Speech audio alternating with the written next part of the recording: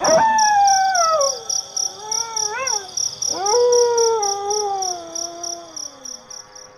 sebuah desa kecil yang sepi, tinggallah seorang nenek bernama Mbok Surti bersama cucunya Rina. Sejak kecil, Rina sudah ditinggalkan oleh kedua orang tuanya yang meninggal dalam kecelakaan.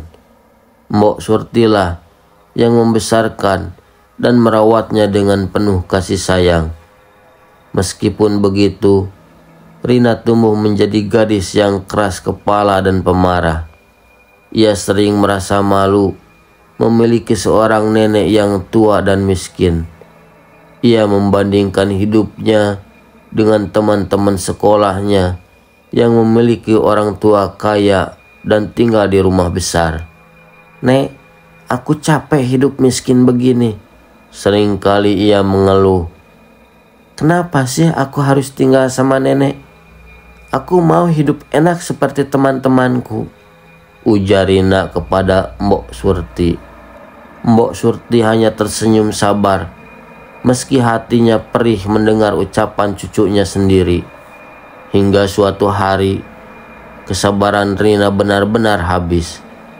Pagi itu, Mbok Surti mengajak Rina pergi ke pasar untuk membeli kebutuhan sehari-hari. Seperti biasa, mereka berjalan kaki melewati jalan setapak yang sepi, dengan sawah membentang di kanan dan di kiri. "Nah, besok nenek mau menjual beberapa kain tenunan nenek, supaya kita bisa membeli makanan lebih banyak," kata Mbok Surti. Namun, Rina hanya mendengus kesal. Ia muak hidup miskin. Ia ingin lepas dari neneknya. Di tengah perjalanan pulang, mereka harus menyeberang jalan besar yang sering dilalui truk-truk besar. Saat itulah ide iblis muncul di kepala Rina. Mbok Surti yang berjalan sedikit lebih dulu. Rina melihat sebuah truk melaju dengan kencang dari kejauhan. Tanpa berpikir panjang, ia mendorong tubuh neneknya ke tengah jalan. Brak! Tubuh Mbok Surti terpental keras ke aspal. Darah menggenang di sekitarnya. Sementara supir truk yang panik segera menghentikan kendaraannya. Orang-orang berteriak, berlari mendekat. Namun semuanya sudah terlambat. Mbok Surti meninggal seketika. Rina berdiri kaku di pinggir jalan. Napasnya memburu. Tangannya gemetar. Ia tidak percaya ia benar-benar melakukannya. Tapi setelah beberapa saat, ketakutannya berubah menjadi senyum kecil. "Sekarang aku bebas," gumamnya. Namun, kebebasan yang ia impikan justru berubah menjadi mimpi buruk. Sejak kematian Mbok Surti, Rina merasa ada sesuatu yang tidak beres. Di rumah, ia sering mendengar suara langkah kaki di tengah malam. Angin dingin berhembus di kamarnya, meskipun jendela tertutup rapat. Dan yang paling mengerikan, bau busuk selalu tercium di dalam rumah. Malam itu, Rina terbangun karena suara aneh di luar kamarnya. Tok, tok, tok. Seperti ada sesuatu yang mengetuk pintu kamarnya dengan pelan. Jantung Rina berdebar. Ia menahan napas, mencoba mengabaikan suara itu. Namun, suara itu semakin keras.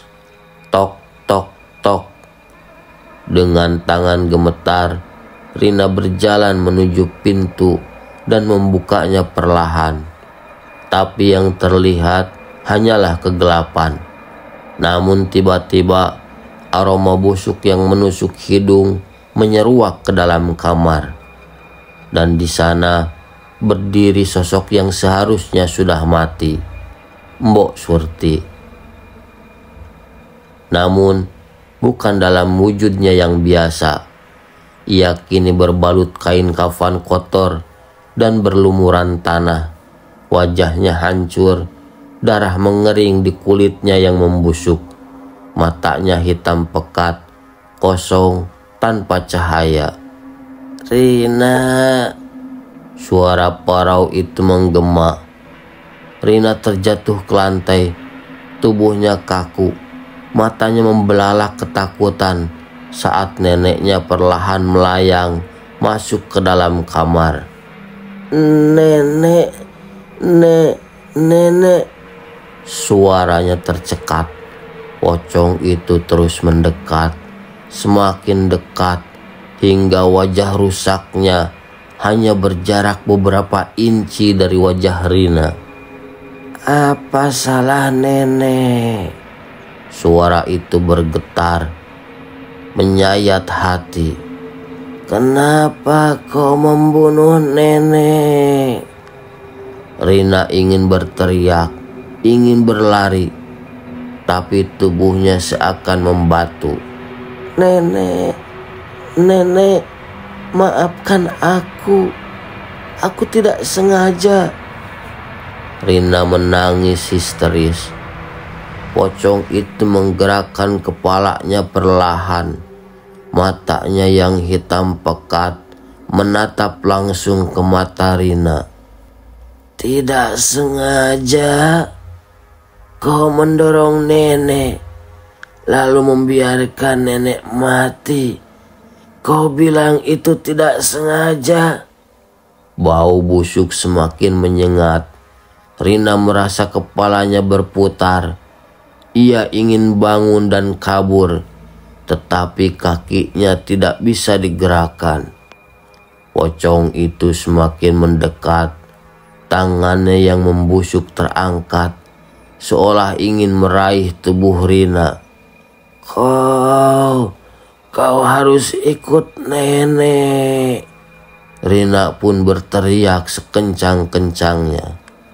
Pagi harinya, warga desa menemukan Rina tergeletak di kamar dengan wajah membiru. Matanya terbuka lebar dengan ekspresi ketakutan luar biasa.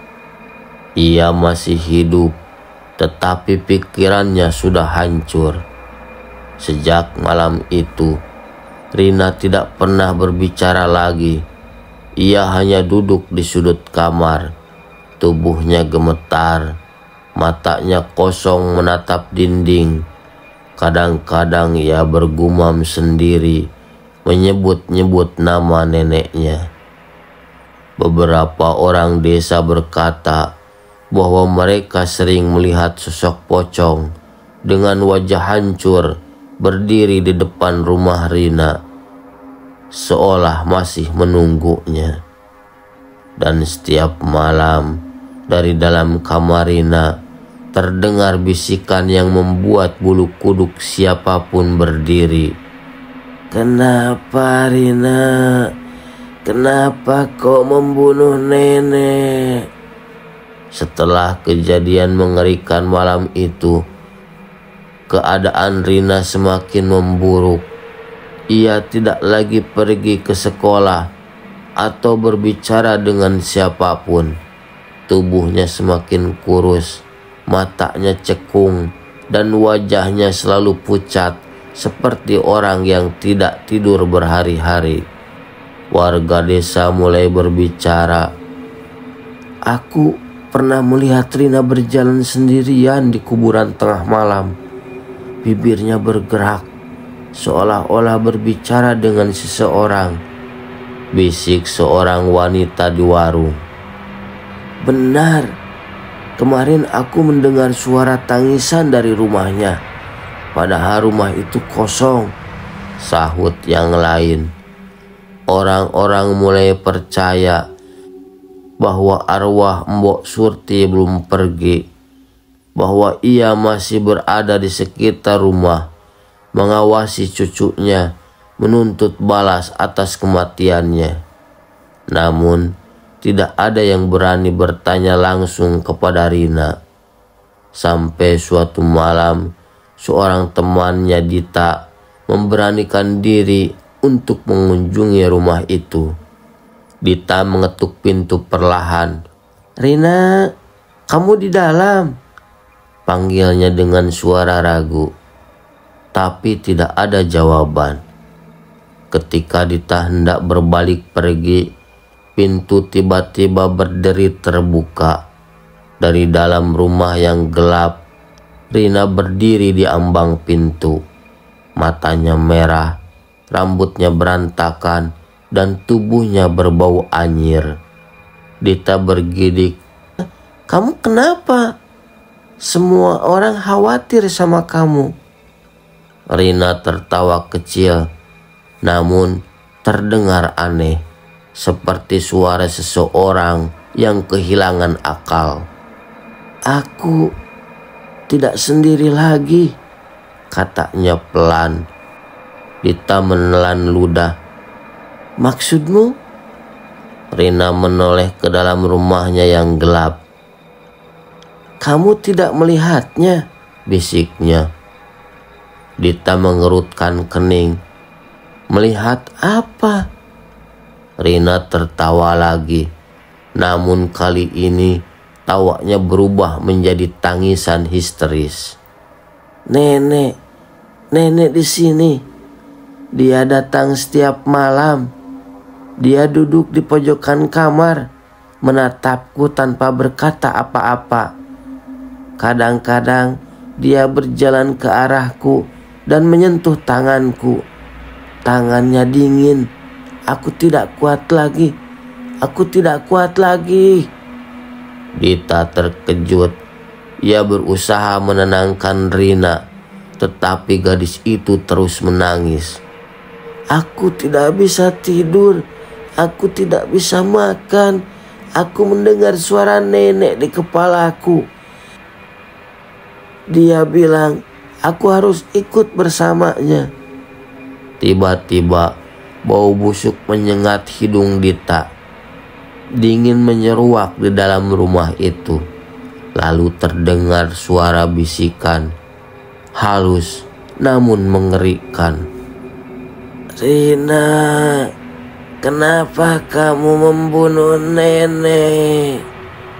Dita menjerit dan berlari keluar rumah, meninggalkan Rina yang masih menangis dan tertawa dalam kegilaannya. Malam-malam berikutnya, keadaan semakin mengerikan.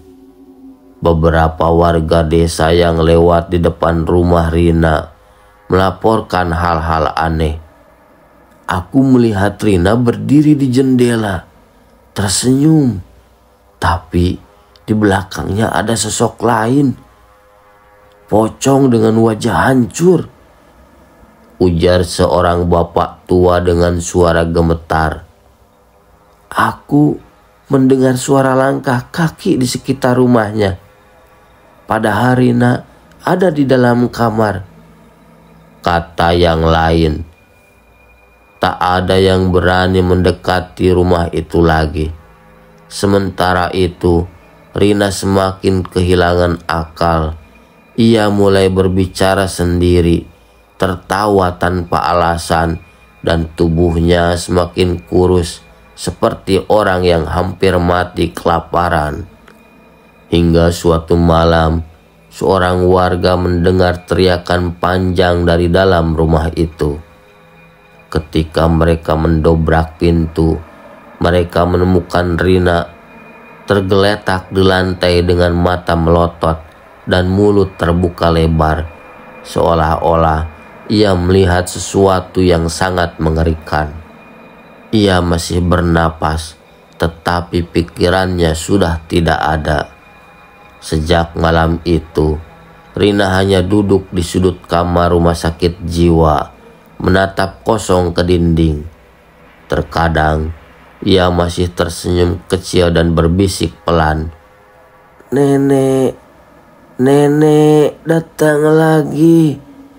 Dia bilang aku harus ikut." Dan di luar rumah sakit jiwa, di bawah cahaya bulan yang pucat, seseorang bersumpah melihat sosok pocong berdiri di dekat jendela kamar Rina. mengawasinya, menunggu.